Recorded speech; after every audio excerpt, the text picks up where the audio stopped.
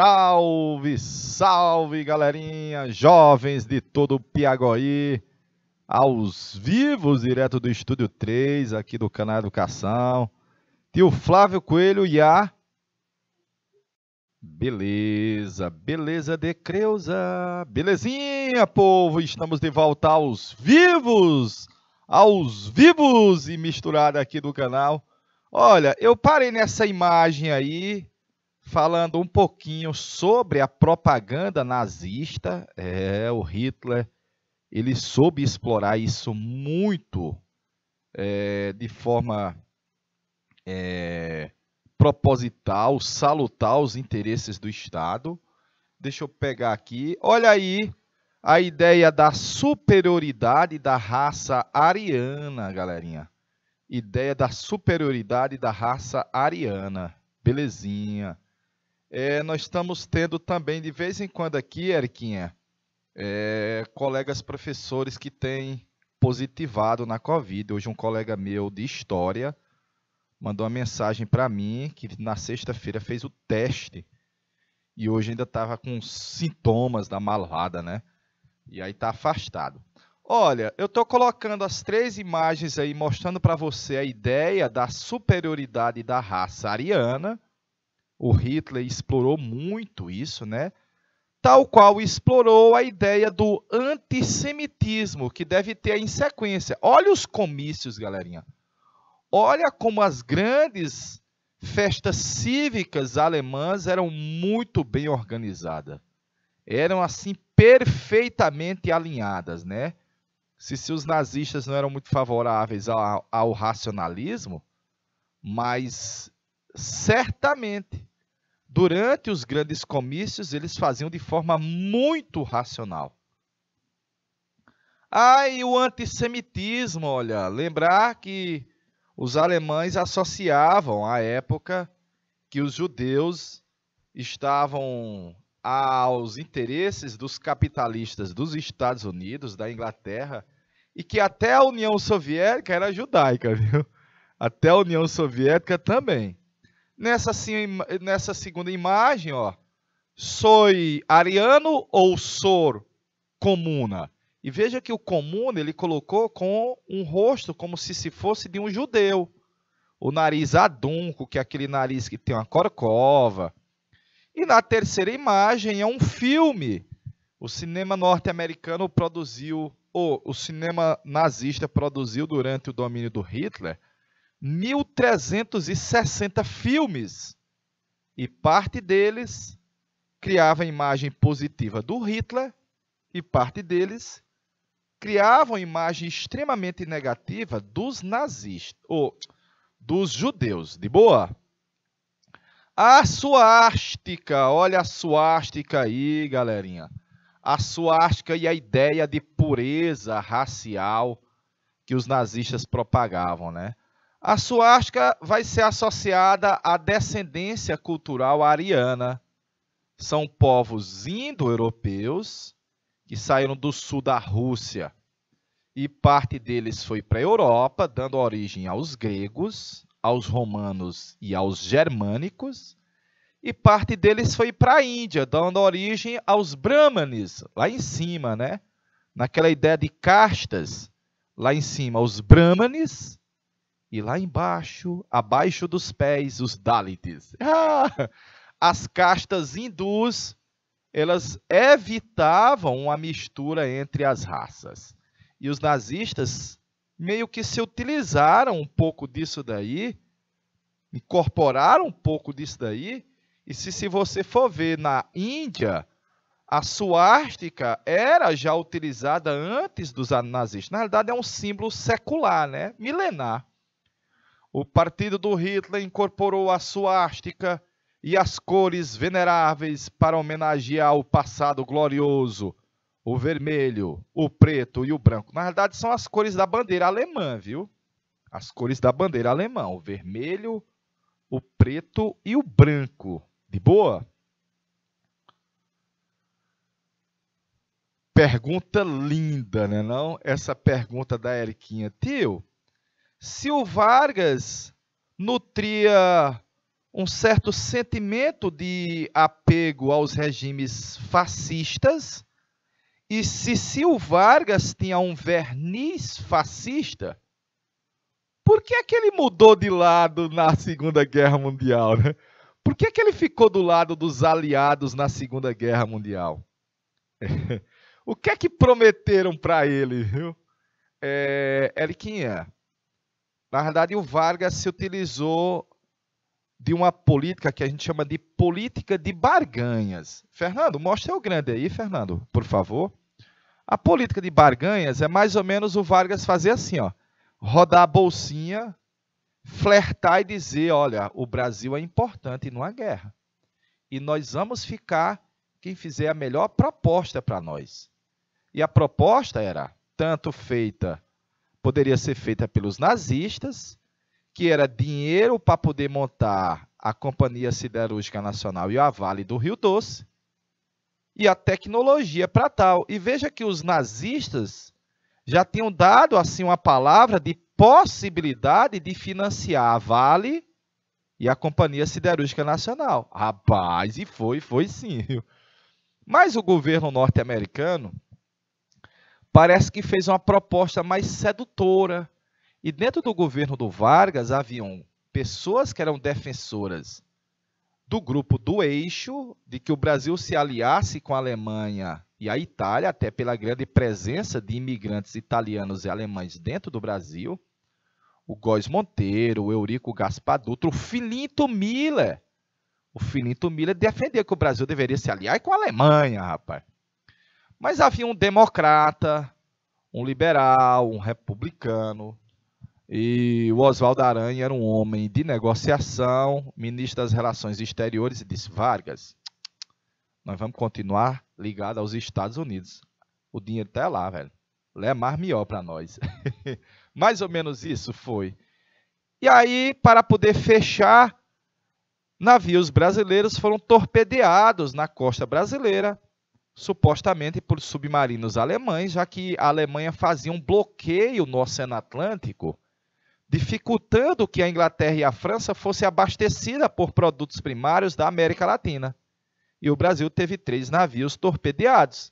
A opinião pública saiu à rua e não teve como. O Vargas declarou guerra às forças do Eixo, recebeu o presidente Roosevelt, se abraçou com os Estados Unidos e disse, olha, nós somos velhos namorados. Mentira. Olha, nós somos amiguinhos. Mentira. Nós somos vizinhos. Mentira. Mas o Vargas soube explorar isso daí. Perfeitinho? O Vargas era mala, viu? O Vargas era mala. Vamos lá. Vamos para o Hitler. O Hitler disse, ei, brother, o vermelho expressa o pensamento social que está sob movimento. O branco é o pensamento nacionalista alemão. E a suástica significa a missão a nós reservada. A luta pela vitória da raça humana ariana superior. O triunfo dos nazistas sobre o mundo antissemita. Ah, papai! E era. Esse discurso era colocado nas rádios. Ainda não havia TV na Alemanha, mas era colocado no cinema. Era colocado em propagandas, no panfleto. Onde você andasse, você via o símbolo da suástica flamejante na bandeira alemã. Perfeitinho? Tá aí o Hitler com a águia ao fundo e a saudação nazista, Rei Hitler. Rei Hitler. É uma saudação que vinha da época do Império Romano, Ave César. Na realidade, o Hitler se considera o terceiro Reich, o terceiro império. Está aí mais propaganda, os filmes, os desfiles. Tudo muito bem feito, né?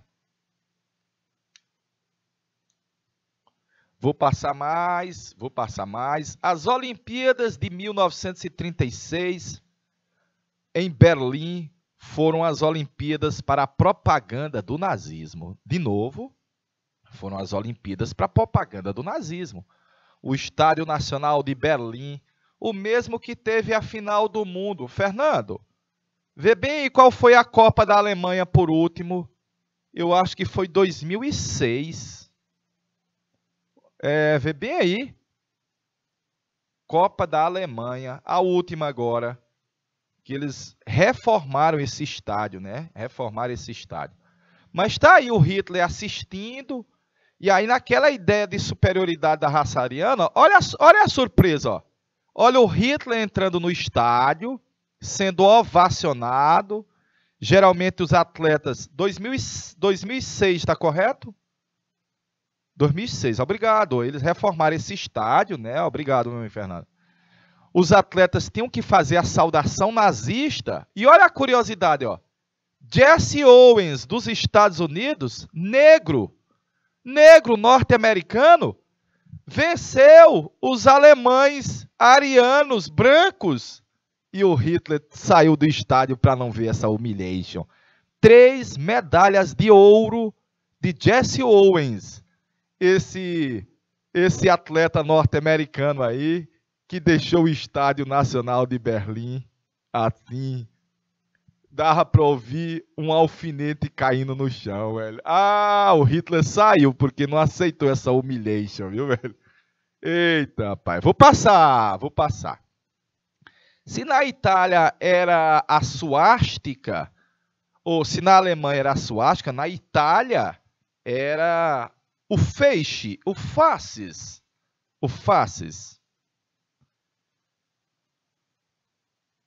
Ah, perfeito. Tem um filme sobre ele, Eriquinha. Muito bom. Tem um filme sobre ele, viu? Muito bom. Agora eu não lembro. Fernando, vê se tu acha aí o filme sobre o Jesse Owens. Vê se tu acha o nome do filme sobre Jesse Owens. Ele no treinamento dele nos Estados Unidos. Massa, galerinha, massa. O termo faces lictores, vem da Itália antiga, quer dizer, um feixe que era usado pelos lictores na época do Império Romano.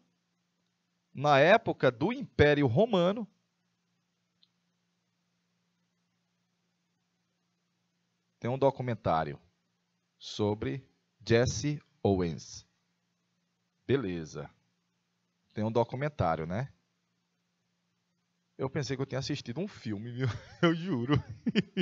Eu jurava. É um símbolo que vinha desde a época antes de Roma, olha, mas foi muito utilizado na época do Império Romano, a ideia de poder, de autoridade, e vai ser incorporado pelo Benito Mussolini. Os face de combatimento, os grupos paramilitares usavam muito feixe de varas, né? Usava muito a ideia do feixe de varas. Fácil de combatimento, feixe de combatimento.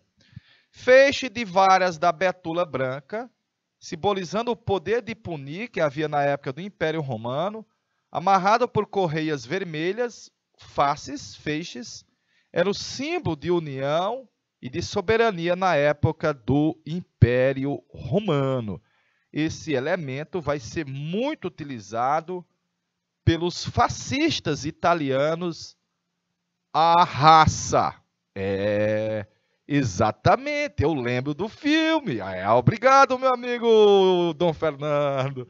Muito obrigado, meu amigo Dom Fernando. O nome do filme é Raça. Exatamente, esse novinho da bodega aí, ó. Raça. Obrigado, velho.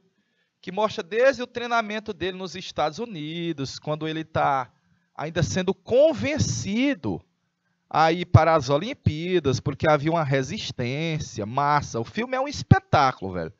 Mostra desde ele garoto e começando a treinar, as faculdades norte-americanas disputando ele, porque nos Estados Unidos, quando o atleta é muito bom, as faculdades dão bolsa de estudos para poder ele estudar de graça, mas representar a faculdade. Lá tem muito disso ainda hoje, né? Eu vi semana passada um jogador de videogame que estava sendo disputado no tapa por quase 20 universidades norte-americanas, concedendo a ele uma bolsa de estudos para poder ele estudar, né? De grátis. Valeu, Fernando. Obrigado, Dom Fernando. Eu vou passar a imagem, olha aí, da Itália, o feixe de varas. E o machado, lembrando o poder, a força se impondo. Os fascistas usavam esse símbolo aí, galerinha. De boa. Beleza, né? Daí o fácil de combatimento, o feixe de combatimento com a águia imperial nesse selo aí de 1921, a bandeira italiana com as três cores, o vermelho, o branco e o verde, que está sendo simbolizada aí por uma águia, levando aí o feixe de vara, o fácil de combatimento. É para nós ir para as questões, mas antes eu vou voltar para esse slide e vou pedir o Fernando para deixar um minutinho aí na tela, ó, para a galerinha fazer o print. De boa?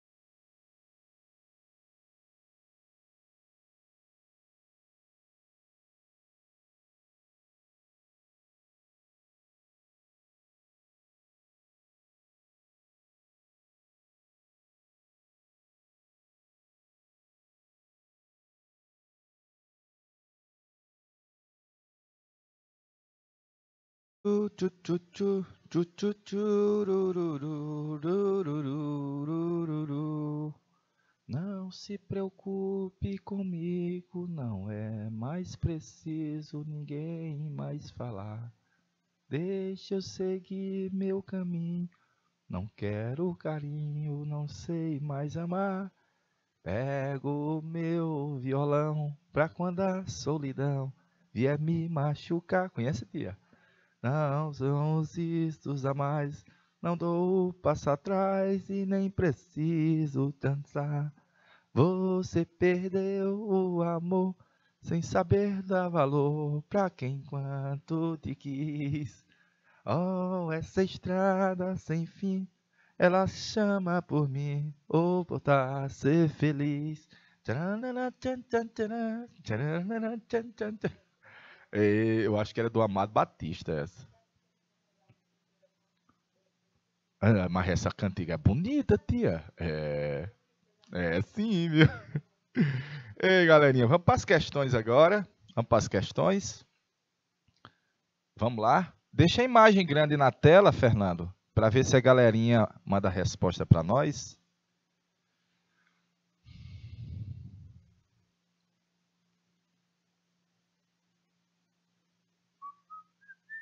Vamos lá, vamos lá. No nazismo, temos um fenômeno difícil de submeter à análise racional. Sob sob um líder que falava em tom apocalíptico de poder ou destruição mundiais, em um regime fundado numa ideologia absolutamente repulsiva de ódio racial, um dos países mais cultural e economicamente avançados da Europa planejou a Segunda Guerra e lançou uma conflagração mundial que matou mais de 50 milhões de habitantes, a obra A Era dos Extremos, do meu amigo Eric Hobsbawm. Então ele está falando aí, ó, o tom apocalíptico, ele está falando aí do ódio racial, e ele está falando que é uma Alemanha, sabe de quem? De Karl Marx, uma Alemanha top de Albert Einstein, uma Alemanha top de megas grandes homens da história, da geografia, da filosofia, da economia, e que foi mergulhada numa sangrenta guerra, por interesse do Hitler, claro. Em linhas gerais, podemos caracterizar a ideologia nazista como... Deixa um minutinho na tela aí, Fernando, para ver se a galerinha vai mandando resposta para nós. Per favore, em italiano, per favore.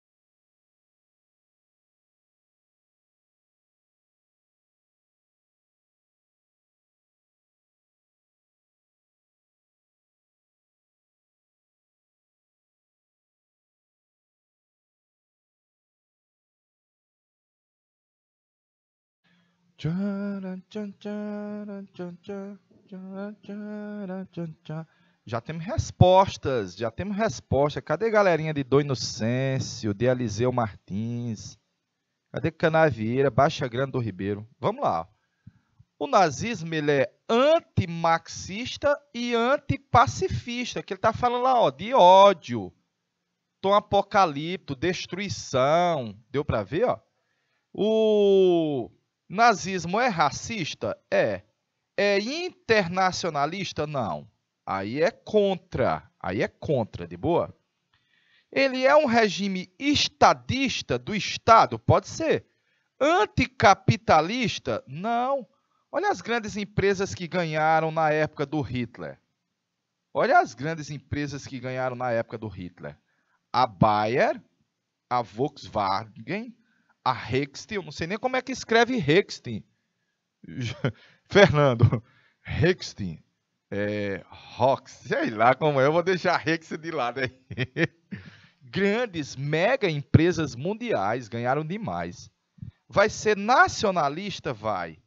Pluripartidária? Não. Unipartidária. Então já tivemos resposta ali, ó. Vai ser nacionalista, ok. Vai ser anticomunista, ok. Vai ser militarista e expansionista, claro. E vai ser o antissemitismo, que é racismo, né? De boa? Portanto, aí na questão number 1, letra D de danadinho, Erquinha, lá na cidade de Juazeiro, já tinha colocado a resposta para nós. Parabéns, Erquinha. Olha, Erquinha, você passando no Enem, Erquinha tem interesse em fazer faculdade, curso superior de quê? Convide nós, viu? Não esqueça Deus, viu? Vamos para a próxima? Vamos para a próxima? Vixe, essa tem um texto grande, tia. Essa tem um texto grande. O terror como substituto da propaganda alcançou maior importância no nazismo do que no comunismo. O terror como substituto foi maior no nazismo que no comunismo. Beleza. Os nazistas matavam pequenos funcionários socialistas ou membros influentes dos partidos inimigos, procurando mostrar à população o perigo que podia acarretar o simples fato de pertencer a um partido. Havia isso? Havia sim. Esse tipo de terror dirigido contra as massas era valioso e aumentou progressivamente porque nem a polícia e nem os tribunais processavam seriamente os criminosos políticos da chamada direita. Beleza. Para a população em geral, tornava-se claro que o poder dos nazistas era maior do que o das autoridades, juízes, delegados, e que era mais seguro pertencer a uma organização nazista do que ser um republicano de verdade. As origens do totalitarismo, Hannah Arendt. Direito, perfeito, Erquinha. Erquinha, eu fiz história na UESP. Na mesma época que eu fazia história, comecei a fazer medicina veterinária na Federal. Não tinha nada a ver uma coisa com a outra. Não tinha nada a ver. Eu larguei veterinária, sabia? Veterinária? Ou era agronomia? Meu Deus do céu! Eu sei lá. E depois, muito tempo depois, eu fiz 4 períodos de Direito. E o curso de Direito é lindo, é maravilhoso. Ele abre um leque, né? É um curso muito bacana, viu? Fiz 4 períodos de Direito e deixei lá em stand-by, viu? Deixei lá em stand-by. Vamos lá? Está aí mostrando o antissemitismo, o imperialismo e o totalitarismo na Alemanha. É correto afirmar que no nazismo, assim como em outros regimes totalitários, reticências. Por favor, em italiano, meu amigo Dom Fernando, deixe meio minutinho na tela para ver se a gente tem respostas. Retorno do nosso alunado, rapaz.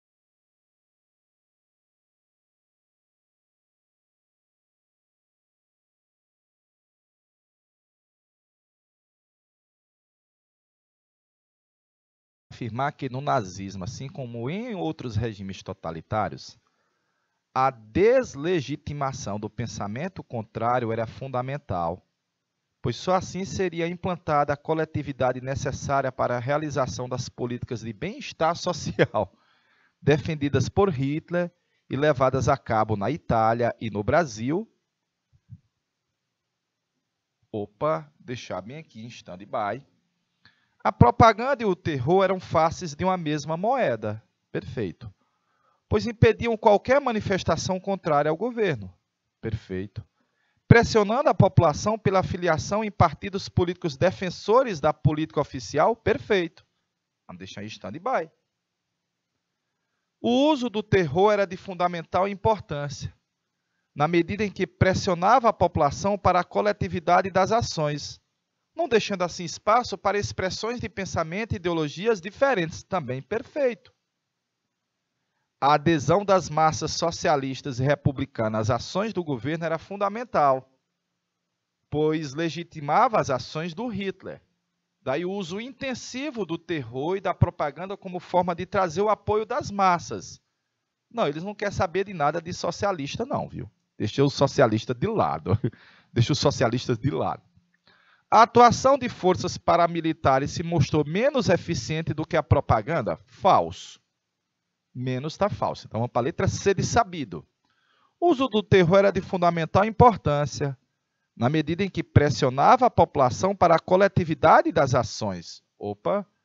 Não deixando assim espaço para expressões de pensamento e ideologias diferentes? É vero. A propaganda e o terror eram faces de uma mesma moeda, pois impediam qualquer manifestação contrária ao governo, pressionando a população pela filiação em partidos políticos defensores da política oficial. Mas só é um partido político, olha, não são partidos no plural. Não é plural. Deu para ver, ó? Não é partidos políticos no plural, é só um. A deslegitimação do pensamento contrário era fundamental, pois só assim seria implantada a coletividade necessária para a realização de políticas do bem-estar social. Olha, bem-estar social está demorando ainda de ocorrer em muitos lugares. Portanto, letra C, o uso do terror, como o texto disse, pressionava, não deixando espaço para uma ideologia diferente. Letra C de sabido, questão boa e difícil, viu, velho? Muito boa e dificultosa essa daí. Vamos para a próxima.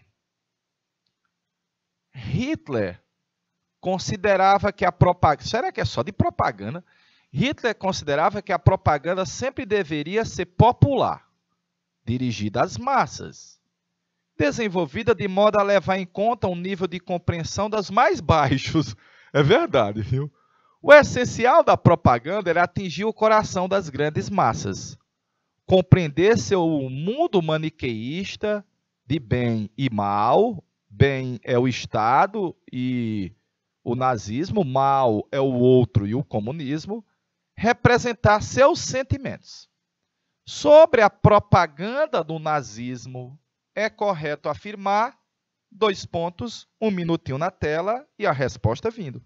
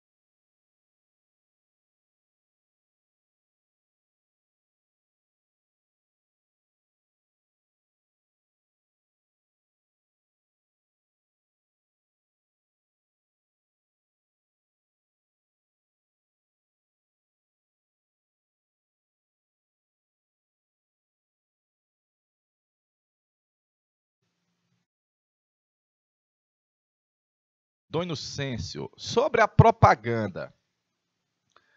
O nível elementar da propaganda era contraposto às óperas e desfiles suntuosos que o regime nazista promovia. Óperas? Ópera é coisa difícil. Ópera é coisa de intelectual. Isso não era colocado pelos nazistas. A propaganda deveria restringir-se a poucos pontos, como o enaltecimento da superioridade racial, é verdade, e a defesa da democracia. Democracia tá falso, velho. Nada de democracia, viu? A propaganda deveria estimular o ódio das massas contra grupos específicos, por exemplo, judeus, negros, homossexuais, ciganos. É verdade, viu? O cinema e a produção artística foram as áreas que resistiram ao sistema de propaganda nazista.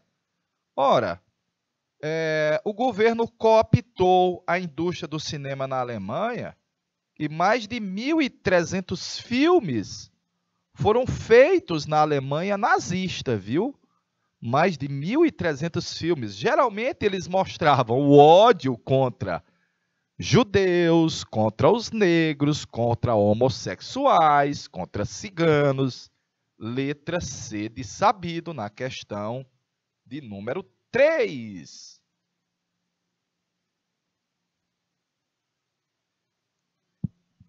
Vamos para a próxima? C de sabido com C cedilha, tia. Ah, papai, botou uma cedilha depois. Deixa eu ver mais essa, mais essa, mais essa. Cadê? Tá faltando uma aí que eu tinha escolhido a dedo, velho. É uma que tem... Ah, essa daqui. Essa daqui. É das Olimpíadas. Eu fui procurar essa imagem. Demorei, foi muito a achar. Vamos para a questão de número 4. Vamos fazer mais rápido, né? Hitler referia-se frequentemente à necessidade da guerra. Oscilando do ponto de vista mítico ao do estrategista militar. E toda a sua concepção de política se apoiava sobre a necessidade histórica de assegurar ao povo alemão o chamado espaço vital. É verdade. Como o espaço vital sempre fora conservado ou conquistado pela luta, pela guerra, ele não via outra alternativa senão fazer o uso defensivo da guerra, que seria o objetivo derradeiro da política, o triunfo da verdade. O que é o espaço vital que o Hitler falava lá no Mein Kampf, lá no Minha Luta, e que ele defendia com unhas e dentes, que a Alemanha nazista deveria conquistar? O que é o espaço vital, galerinha? Letra A. Eram os territórios localizados na África, onde minorias alemãs eram oprimidas pelas elites coloniais? Está errado.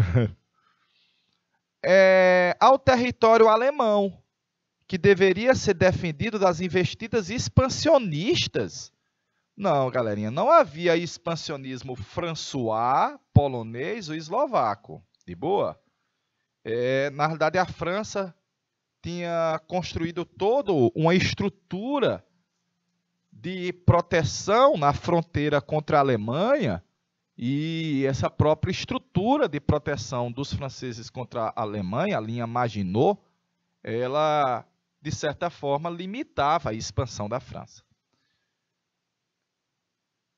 Referia-se o Hitler às terras dos judeus em toda a Europa, que deveria ser incorporada aos domínios alemães, mas os judeus, desde a Idade Média, procuravam não ter terra, não criar uma ligação íntima, umbilical com o local que eles nasceram. Porque no eventual perseguição, galerinha, os judeus poderiam fugir sem perder muitos territórios. De boa? Então, terra, os judeus buscavam não ter. Eram os territórios e países controlados pelos regimes fascistas. Não, o espaço vital também não é essa região, porque eles são aliados e não inimigos. Eram aos territórios localizados a leste da Alemanha. Notadamente a leste da Alemanha era a Polônia, vai ser invadida, era parte da Tchecoslováquia e a Áustria. Olha aí as áreas que o Hitler dizia que são áreas de povo de origem alemã e que naturalmente deveriam pertencer à Alemanha. E, claro, recuperar o território que a França tinha tomado pelo Tratado de Versalhes. Portanto, aqui era o famoso espaço vital. Quando Hitler invadiu a Polônia, dava largada para a Segunda Guerra Mundial. Letra E de helicóptero. É de helicóptero, tia. Letra E de helicóptero. Sobre as origens totalitárias nazifascistas, verdadeiro ou falso?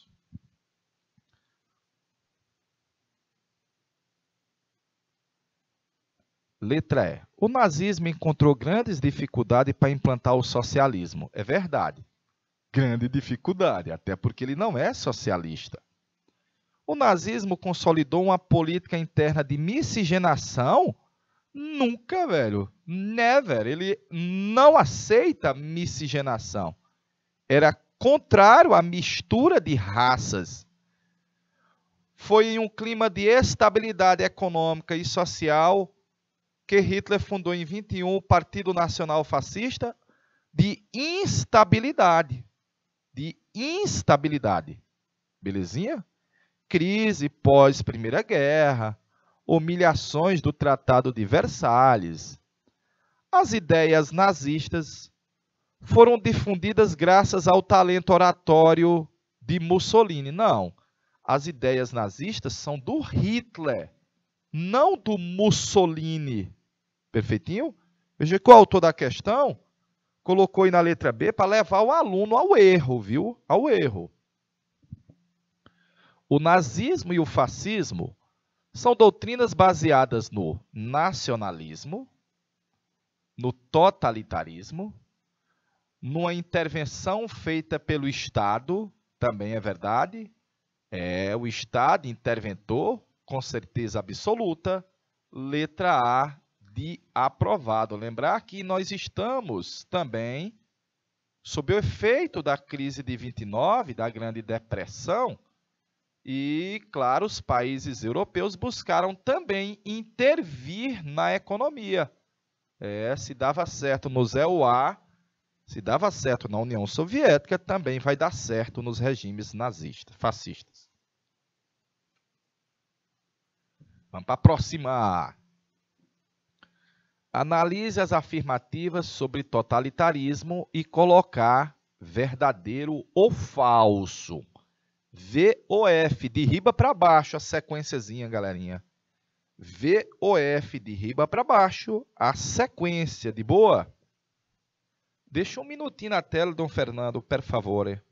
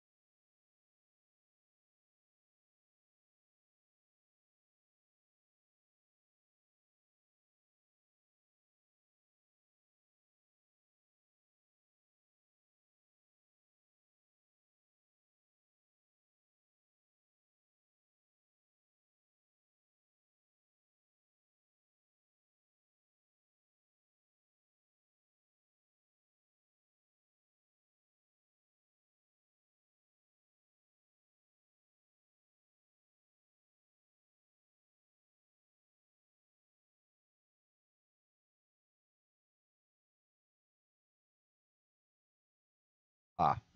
Os movimentos totalitários combatiam o liberalismo e o marxismo, contra os quais opunham o discurso nacionalista, verdade. Eles eram contrários? Eram. Daí vinha o discurso nacionalista, sim. Tanto o nazismo quanto o fascismo receberam apoio dos estratos mais pobres da população? Também sim. Não vai ser só das elites, não. Também sim.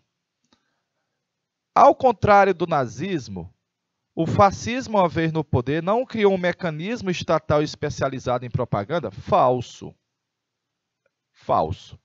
A questão racial foi mais enfatizada pelo discurso nazista do que pelo fascista? Verdade. O nazismo e o fascismo foram fenômenos políticos restritos à Alemanha e à Itália? não exercendo influência em outros países? Falso. Belezinha? Falso. De boa? Show, não é não? Letra... Aí não tem alternativa, é verdadeiro, verdadeiro, falso, a sequência de riba para baixo. Questãozinha do Enem, olha aí, ó. Questãozinha do Enem. O Enem tem trazido questões referentes ao nazifascismo, aos regimes totalitários, e praticamente nas últimas edições, em todos nós tivemos. Os regimes totalitários da primeira metade do século XX apoiaram-se fortemente na mobilização da juventude em torno da defesa de ideais grandiosos para o futuro da nação. É verdade. A juventude hitlerista via muito isso daqui. Nesses projetos, os jovens deveriam entender que só havia uma pessoa digna de ser amada e obedecida, que era o líder, o Führer, o Dulce. Tais movimentos sociais juvenis contribuíram para a implantação e a sustentação do nazismo na Alemanha, do fascismo na Itália, Espanha e Portugal, e também do stalinismo na União Soviética. Haviam movimentos juvenis também, uma propaganda feita para eles na União Soviética, galerinha. A atuação desses movimentos juvenis caracterizava-se pelo quê? 2 pontos, interroga. A atuação desses movimentos juvenis se caracterizava pelo quê, meus pimpolhos? Deixa um minutinho na tela, Dom Fernando, um minutinho.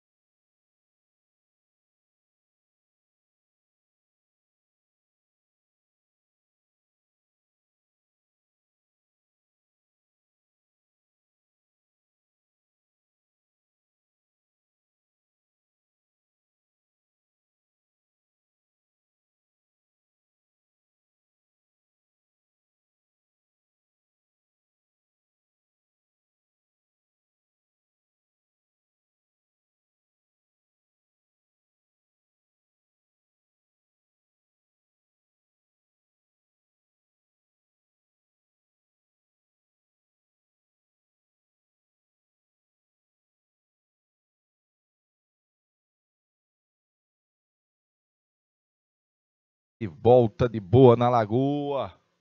De boa na lagoa. Vamos lá. Diz assim, ó. A atuação desses movimentos juvenis caracterizava-se pelos métodos políticos populistas e pela organização de comícios Olha, se tiver multi, você pode eliminar. Multipartidário, multidinário, multipopular, multisocial, multirracial. Elimine. Elimine. Isso não é fascismo. Fascismo é une. Pelo diálogo, falso. Pelo diálogo, falso. Ao organizar debates no fascismo, nunca. Você tem que obedecer e não discutir. De boa? Pela promoção de um modo de vida saudável, que mostrava os jovens como exemplos a seguir. Não, exemplos a seguir não são os jovens, são os líderes. São os líderes. Pelas propostas de conscientização da população acerca dos direitos dos cidadãos. Conscientizar, não, você tem que obedecer. Conscientizar, nunca, never. Você tem que ser um repetidor, um obediente. Pela segregação. O que é segregação? Pela separação. E pela forma violenta e radical que eles enfrentavam os opositores do regime. Os opositores do regime eram quem? Galerinha. Todos aqueles que eram contra o nazismo eram vistos como opositores do Estado. Liberais, professores, intelectuais, meu Deus do céu, comunistas. Portanto, letra A de aprovado na questão número 7 do Enem. Vamos para a próxima? Vamos para a próxima? Senhora Cavalcante, Camila Cavalcante. Bom dia, senhora Cavalcante. Bom dia. A Guerra Civil Espanhola, em que mais de 1 milhão de pessoas perderam a vida, terminou com a derrota dos republicanos e a subida do general Francisco Franco ao poder. O Estado espanhol, após a vitória do Franco, caracterizou-se como uma ditadura fascista. E o que é uma ditadura fascista, galerinha?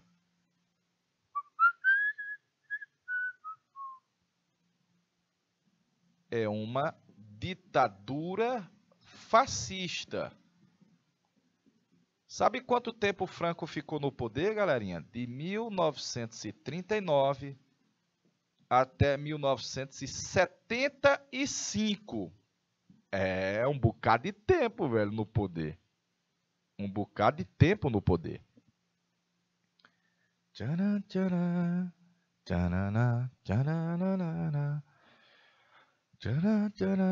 Então aqui, olha, não vai ser democrático, não vai ser populista, vai ser totalitário de esquerda? Não, totalitário de direita.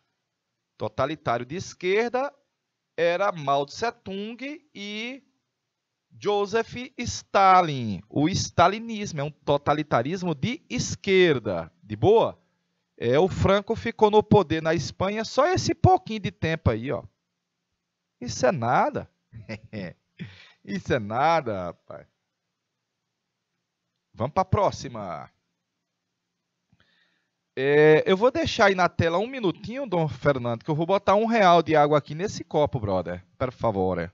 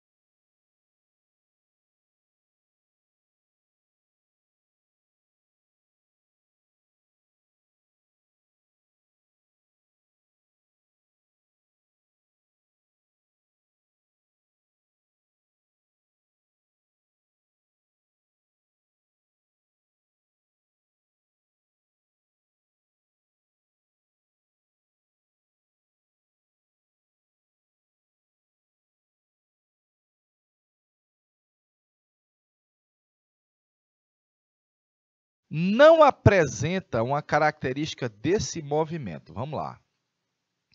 Como nasceu esse fascismo? Não nasceu só da minha mente ou do meu coração. Nasceu só daquela reunião que em 19 nós tivemos em uma pequena sala em Milão.